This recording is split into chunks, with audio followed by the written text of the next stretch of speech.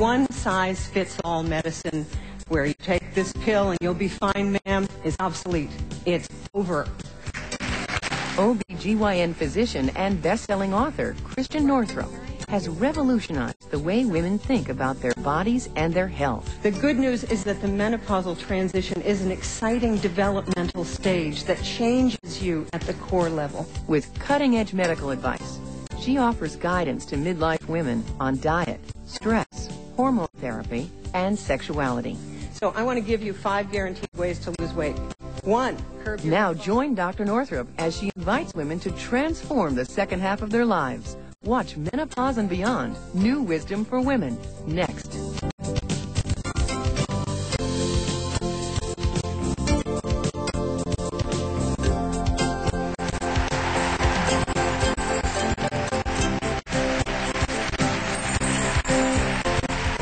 Dr. Christian Northrup is a leading expert in women's health issues today and is a pioneer in mind-body medicine.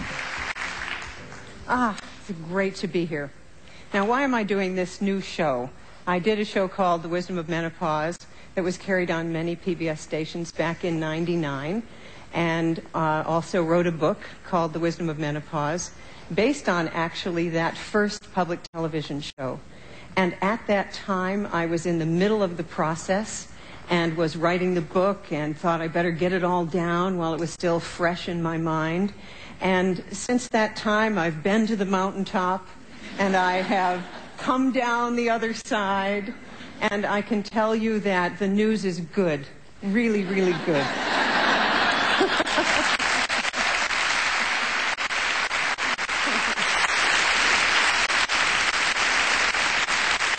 Here's what we do know. There's been a huge amount of research since that time. And what we know is that one-size-fits-all medicine, the father knows best version, where you take this pill and you'll be fine, ma'am, is obsolete. It's over.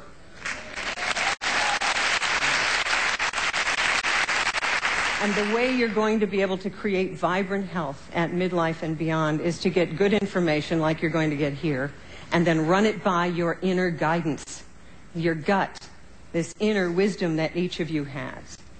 The good news is that the menopausal transition is an exciting developmental stage that changes you at the core level. It is designed to heal all the unhealed parts of you. That is the wisdom of menopause. That's why I call it that. There are no mistakes. This is not just a bunch of raging hormones meant to torture you. This is a huge birth canal. And by the way, women have this hormonal change that's very obvious, and our periods get wacky and all the rest of it. But I swear to you, men go through the same thing. And for the men in the audience, this material is equally relevant to you, except the stuff about the hot flashes. All right? It's equally relevant, so pay attention. All right. This is a birth canal where you reinvent yourself at the deepest level. And when I did the show on mother-daughter wisdom, you may remember that I used the house as the metaphor for the self, women dreaming of houses all the time. And the first stairway of your life is from your mother's womb to the first floor of your house. And then up to the second floor of your house is this birth canal that is perimenopause, okay? This stairway to the second half of your life. And it sets the stage, this period of time sets the stage for the rest of your life. This show is called Menopause and Beyond, New Wisdom for Women. There's a lot of beyond. I was talking to an 89-year-old friend. She said, I like that beyond part. I like that.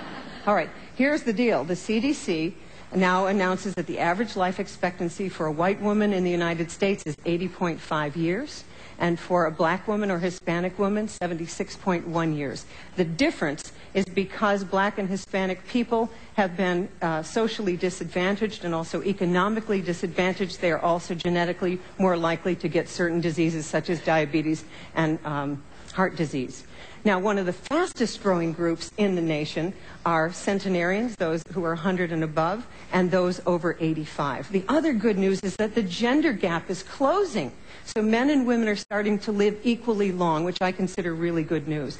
It was 7.8 years difference in 1979, and it's 5.3 years difference in 2005. Now, by the way, the men who live the longest are the ones who hang around with good women.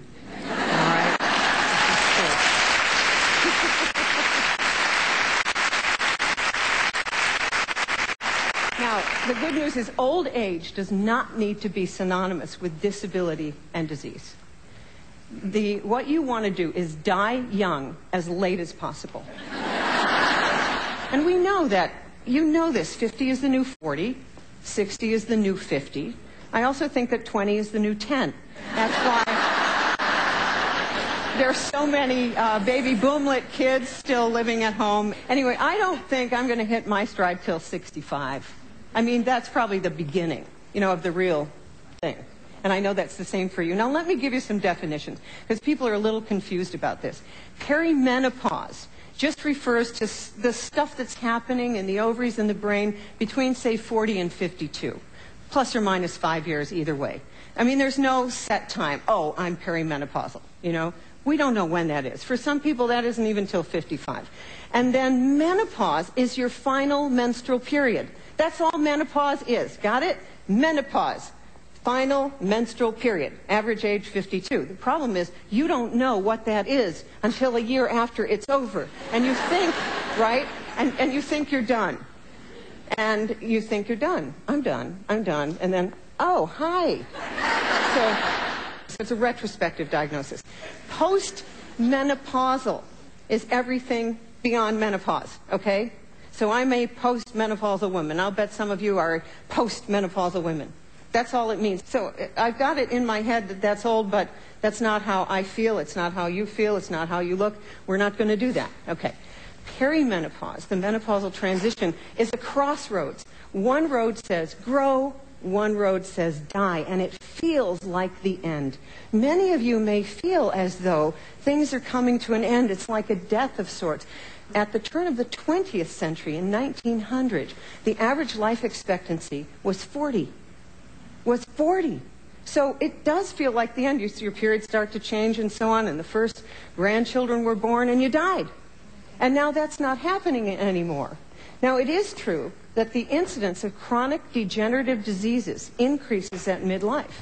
And those are things like high blood pressure, heart disease, high cholesterol, diabetes, arthritis, emphysema, dementia, cancer. But these things are not inevitable. That's what I want to get across to you. These are not inevitable. I don't care what your parents had. But I do want to note where we stand currently. And these are some statistics from the Go Red campaign of the American Heart Association. Only 13% of women view heart disease as a health threat, even though it's the #1 killer of women. Cardiovascular disease kills nearly 500,000 women a year, about 1 per minute. 1 in 4 females and 1 in 4 males in the United States suffers from a form of cardiovascular disease. Cardiovascular disease claims more lives than the next 6 most common causes of death combined. Heart disease rates in postmenopausal women are 2 to 3 times higher than in premenopausal women of the same age. Coronary heart disease is the #1 killer of women over the age of 25. 64% of women who died suddenly of coronary heart disease have no previous symptoms. 1 in 2.5 women will die of heart disease or stroke, compared with 1 in 30 from breast cancer. That's why we have all these hearts here. I want to remind you that what's required at perimenopause, at midlife, is a change of heart. You need to have this change of heart if you're going to prevent these diseases. Very, very important point that I want to make. The Go Red for Women Heart Association motto, which I love, is love your heart. Isn't that a great motto? It's not, fight for something, run from something, kill something, have a war on something. No, it's love your heart. And one of the things you have to do is confront genetic determinism, and that is this belief we have, which is completely erroneous, that you are going to get heart disease because your parents had it, or it's in your genes. My whole family had it. I'm not going to get it. I have changed those things that have led to that, you see. So you need to each look at any brainwashing you have about heart disease or any other disease. In studies of twins, identical twins, exactly the same DNA, 70% of what those twins get is related to their environment, not their genes. 70%. And by the way, your environment includes your thoughts and your emotions. That's the most important part of your environment, because that's what leads to everything else. So at midlife, I want you to reinvent your life. You've got to reinvent yourself, and you have to fuel your life, not from what other people think, but from your soul, from source energy, what you really want to do.